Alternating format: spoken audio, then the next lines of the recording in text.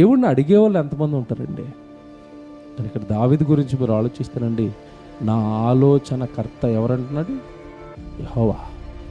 నిజంగానండి, దావీదు జీవితాన్ని మీరు ఆలోచించినప్పుడు అండి, దావీదుకి దేవుడు ఏదైనా సమస్య వచ్చినప్పుడు, లేదంటే దావీదు ఏదైనా తప్పు చేసినప్పుడు ఒకటే చెప్తానండి, మనం ఏదైనా చేయాలనుకున్నప్పుడు అండి దేవుడి కోసం, దేవుడు మనతో మాట్లాడనంత దూరంగా మాత్రం లేడు. స్థితుల ద్వారా మాట్లాడతాడు, సహోదరుడి ద్వారా మాట్లాడతాడు, ప్రసంగం ద్వారా మాట్లాడతాడు, లేదా మనం పడుకున్నప్పుడు దేవుడే ఏదో ఆలోచన మన మెదడులో పుట్టిస్తాడు.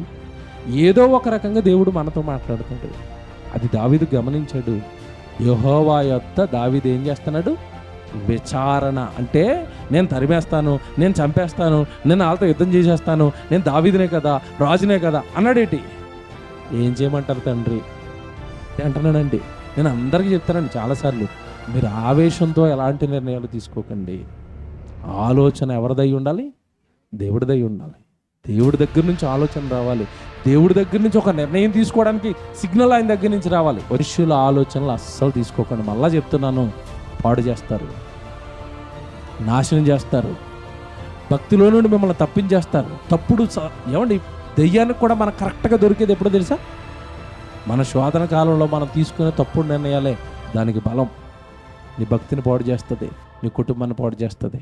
కనుక మనకు ఆలోచనకర్తగా ఎప్పుడు కూడా ఎవరు ఉండాలి? యెహోవా. సదాకాలము మన గురి ఎవరై ఉండాలి? యెహోవా.